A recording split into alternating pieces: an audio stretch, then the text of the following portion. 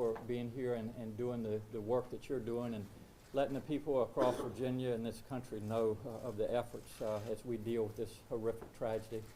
I'd also like to thank all of the men and women who have stepped forward and been part of this effort as we move forward in healing Virginia. They are no doubt dedicated, professional, and compassionate, and for that I say thank you to Mayor Dyer, who leads this city, to our city manager, Dave Hanson, our Chief of Police, Severa. Thank you for your leadership, as well as the other elected officials during a very, very difficult time here in Virginia Beach.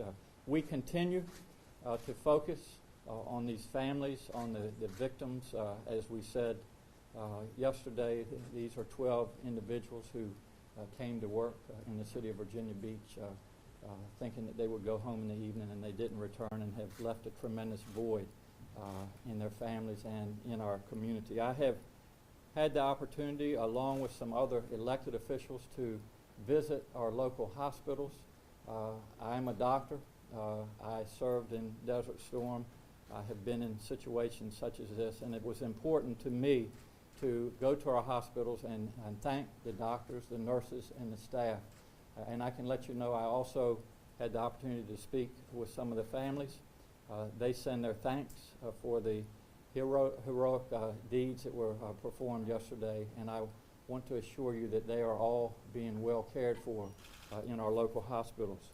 I want to also thank the outpouring of support and love that has come not only from Hampton Roads in Virginia, but across this country. And it just is so important as we continue in this healing process. So I would ask all of you that are viewing this today to continue to please lift up Virginia Beach, continue to lift up these victims and their families as we continue this healing process, which will go on not for days but months and years. So thank you, and I will turn this over to our Mayor of Virginia Beach, Mayor Bobby Dyer. Mayor? Right here. Thank you, Governor. It's been about 23 hours since this horror was imposed upon the city of Virginia Beach. And let me just say this, we will not be defined by this horror. We will go forward. We are a city of resiliency and resolve. The true character of our city is going to rest with our public, our citizens, and our neighbors that we share borders with. The governor just mentioned there was an outpouring of love, empathy, and willingness to help. There is no doubt, question, or reservation. Let me just say this, and I will be brief.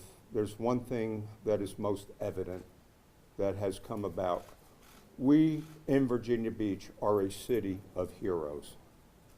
We have heroes with our military. We have many members of our public that help and save lives. But most of all, let me commend the officers, the people that ran into a building with an active shooter shooting .45 caliber bullets and saved many people. Without doubt, question, or reservation, Virginia Beach is a city of heroes. And the strength of Virginia Beach are the people of Virginia Beach. And there's no doubt that going forward, that we will define ourselves as a city with love and compassion for those neighbors that we lost and their families. And we're not going to just do this over the next couple of weeks. This is going to be a long-term thing. This is Virginia Beach. Thank you. And at this point, I'd like to bring up Chief Severa.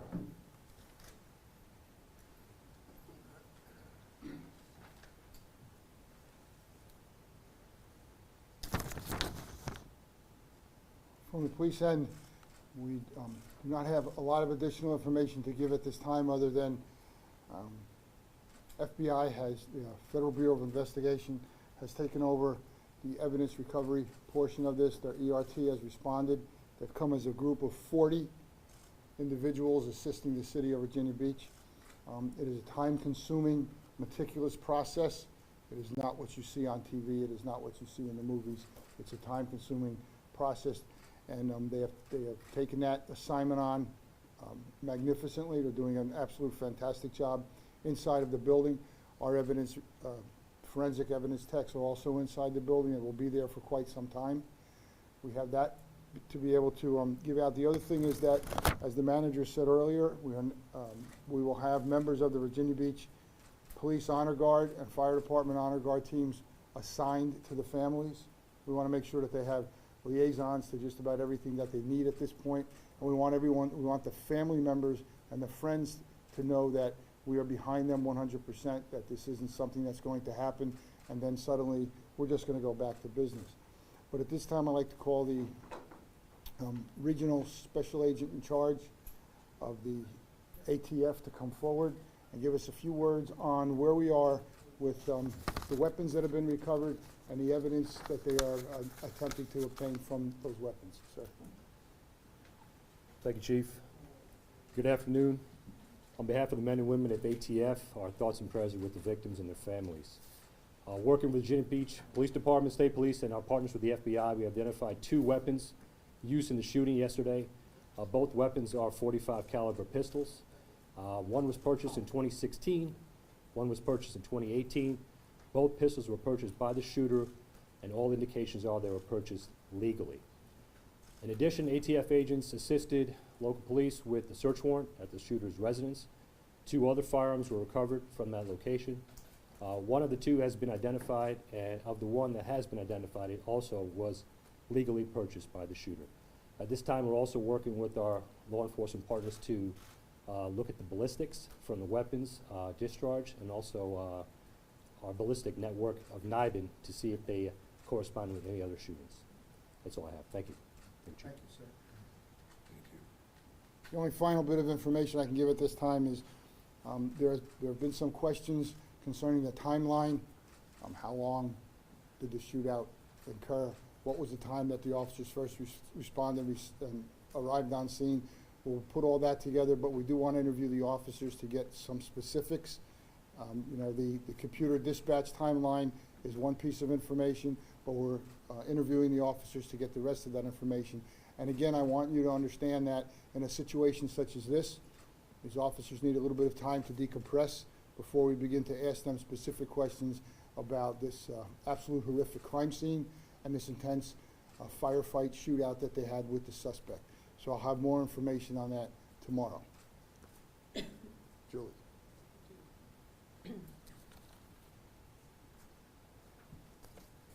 I'm Julie Hill. I'm the communications director for the city. I've been here for 4 years.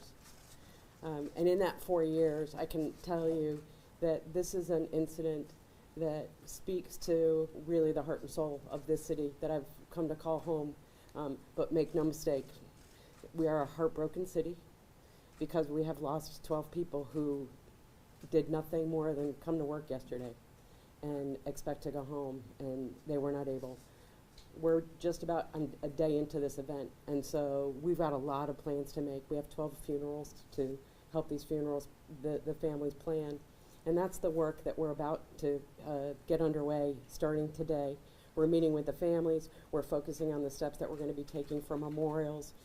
And this community has already started to step up in that regard as well. So in addition to a memorial service that the city is planning for Thursday evening that everyone is invited to attend at Rock Creek Church, we'll have more information on that. We're hearing about other vigils that are being planned for the community. Some started today. They'll be taking place over the course of the week. So if anybody does have incidents and events and vigils that they would like us to include in a listing, you can email those to us at news@vb.gov. We'll be glad to add those to our website. The vigil that we've got planned, the memorial service, is Thursday at the 6th. It's at 7 o'clock, and it's going to be a remembrance ceremony for those 12 victims who lost their lives in the shooting yesterday. It will be at Rock Church, which is at 640 Kempsville Road here in Virginia Beach. And it is open to the public, and we encourage anyone who wants to share in that to be able to attend.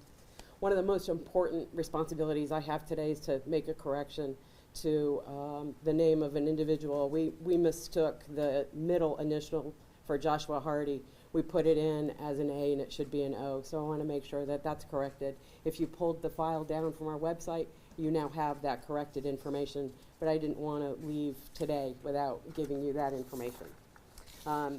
There are a lot of people who have wanted to drop by memorials and flowers and candles, and there is a designated area to be able to, for us to receive those, and that's at the flag right outside of right in front of the public safety, the police department, which is on Princess Anne Road.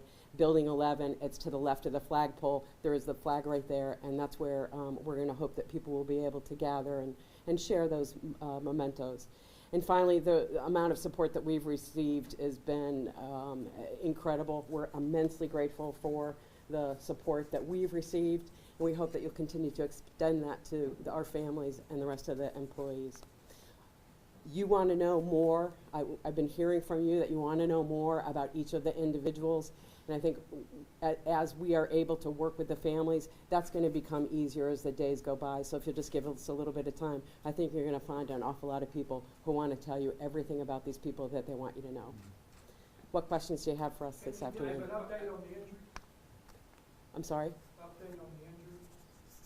We have, there's not really been much change on them from earlier. We had 3 critical and 1 in fair condition. What is the officer's, what is his condition? He's been treated and released. Remember, you might remember that the chief had indicated that it was his vest that saved him yesterday. In the last news conference, we heard that the suspect was an employee, but we're hearing from federal law enforcement sources that he was indeed fired. So can we please get a clarification? Can you please let me know what federal law enforcement agency gave you that information? I can just tell you my sources at federal law Okay. enforcement. We're hearing that he was fired. Okay, you can correct your source, that's not correct. It's not correct. Yes, sir. He was not fired. That's what yes, sir, he's not been fired. Chief, can you tell us when he entered the building? I'm sorry? Can you tell us when he entered the building? Where? What time? Approximately, well, I don't know exactly what time he entered the building. I know the time that we got the first call for service, shortly after 4 p.m. And again, one moment. I will have the exact timeline as to when the first call came out. I can tell you that the call was dispatched within a timely fashion, that the first officers arrived within minutes, and I will give you the exact moment when we engaged with the suspect after that. Was there an interview? But hold it, excuse me. Yes, ma'am. Did the suspect go to work on Friday? Did he go to work? I don't have that information, and we will get that at a later time. Chief, have you interviewed co-workers, and have they given you any information on possible motive, any events that might have led to this or prompted it? We have interviewed coworkers, and I'm not at liberty to discuss what their information was. We had a question over here, sir. Just a question for the governor, considering there is now an open question about the motive. Considering the motive is unclear right now, what do you say to government employees fearful of returning to work because they're unsure if they'll be safe? Well, this was a horrific tragedy, and right now we want to let everybody know that they are safe. There are accommodations being made to continue our government services here in the city of Virginia Beach. But until we gather more information, there's really not a whole lot more to say, but they are safe at this time. Could we get the name of the ATF official who spoke? Spell that for Sean, A-S-H-A-N, Benedict, B-E-N-E-D-I-C-T. And your title, Mr. Benedict? Special agent in charge. I got a question for the chief. Chief, for members of the community who want to do something, what do you guys need today? What do you need right now? For members of our community, citizens who work for our city need their support. Now, when I say you need the support, that's a very nebulous thing to be able to say. We need an outpouring of support. At these vigils that will happen, come to the vigil, show up at the vigil. For our police officers, this is an absolute horrific event, this of unbelievable proportions. But police officers go to work every day, and they do things not at this level, but they do things sometimes with an amount of intensity every day. Police officers put themselves in harm's way every day for people they've never met, people they have no connection to, and for people they will never see again. So to the citizens of our city, I would like to see the support for the police officers. Remember, as I talked earlier today, we trained recently on such an incident as this with our fire and EMS representatives, give them the support they also need. Nobody gets into public service and public safety for pay and benefits. They get into it for the intrinsic value of what they give back to their community. Pharrell Williams recently said during Something in the Water, let's show the young people we have their back. So this is the time we need to say to our cops, let's show them we have your back. Chief, have Chief, you you reviewed his said before electronics? that there was that the shooter appeared to be shooting indiscriminately, yet any number of the victims worked in the precise division this gentleman went to work every day. Can you reconcile those two statements to me? We're working through that. What I mean by indiscriminately was as he came upon someone, that's when he took action. So we are working through the actual timeline and the actual event, what event took place when, and we'll try and piece all of that together as best as we could. We're also hearing from employees for the city that there's some sense that he had some friction or difficulty at work. Can you confirm that there was some past behavior that led folks to believe that he might not necessarily have been? I can't confirm that until those who are interviewing everyone can give us a complete report as to what led up to this particular incident. Chief, have you reviewed his electronic trail, cell phones, texts, computers at home, anything like that? And if so, have they given you any indications of possible? Okay, as investigators, they review everything they possibly can review. Once that's all put together in a documented investigative file, it'll all be reviewed and determine what led up to this incident. Chief, do you have an idea if this was... One second, Chief, do you sir. have an idea if this was a planned, something that he was thinking about for days and weeks, or something that you think sparked, that day? Again, that it will all come out once we get all of the intel work, background investigation work done. We've only been 24 hours into this, and the first piece of any investigation is to make sure that we have the crime scene completely reviewed, which is what we've just completed. So it's work. The detectives are in that phase. Can you say where, and maybe this is a question for the executive agent in charge, where that second gun was found in the building? I would actually defer to the FBI, special agent in charge. No, we're going to hold off on where weapons were found. So one moment. And that might not satisfy you right now, but I said as we could give information, we will release it. Yes, sir. Chief, when government offices do reopen, is there any plan to bolster security with metal detectors or security personnel? We have security plans in all of our buildings, except I have to say this, that's a government employee who walked into the building. So if we're going to go to metal detectors for all employees coming in, I will defer that to higher city authorities on how the buildings can be reconfigured. Yes, ma'am. Release the timeline? I'm sorry? The timeline, you said you're going to be releasing the timeline? I said I expect to release it tomorrow. And again, it's not just the time that we have posted on a computer dispatch, because that's the time officers call in, but in a situation like this, they're not thinking to call in exactly what they're doing, they're engaged, and then they're calling it in. Chief, do you have any idea how many people were in building 2 at the time? I do not. Do you have a sense of, given the timely nature of the police response, how important that was in terms of saving lives? Well, I can give you from 44 years of being a police officer anecdotal. That was extremely important, because the longer it takes, the more carnage we would have had. So those officers got there as quick as they could. They engaged with him as quick as they could, and they were able to neutralize him as quick as they possibly could. And I think, in the overall scheme of things, that helped save a number of lives in that building. Yes, ma'am. Thank you. What employees were required to come in Monday morning, and where are you relocating the services?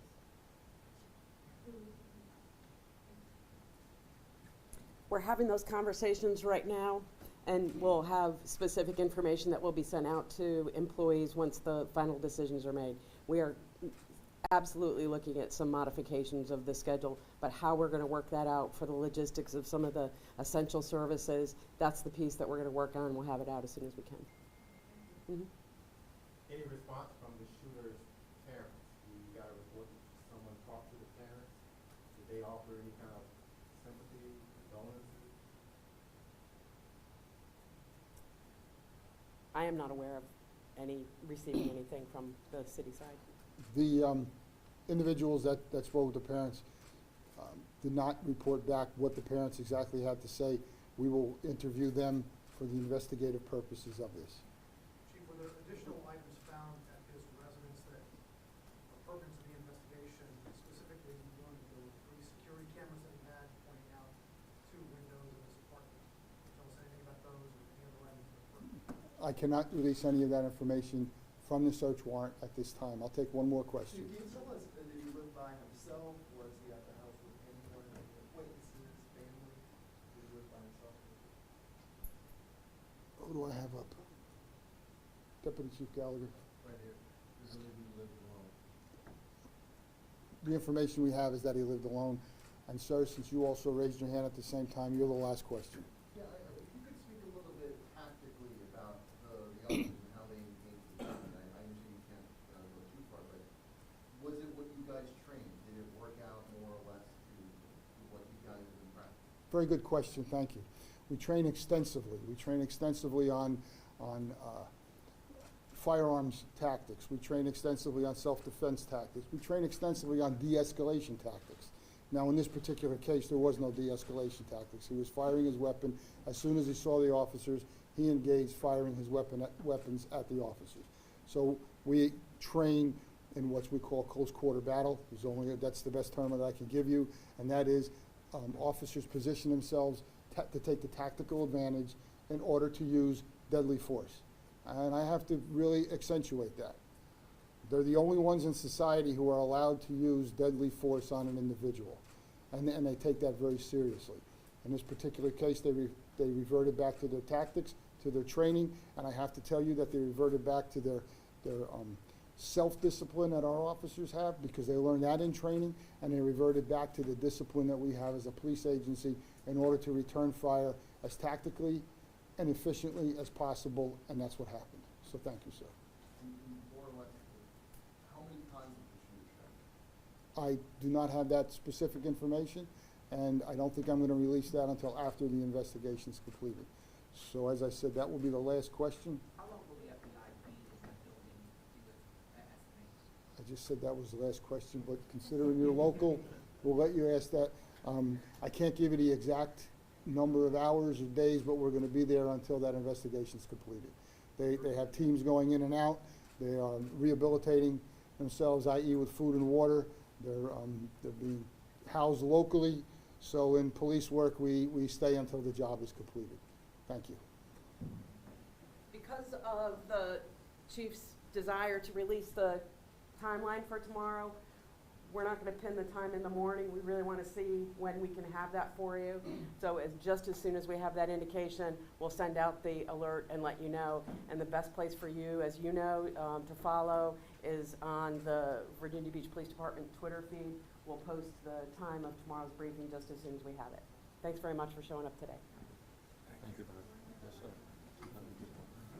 Thank you for your kind words and being here.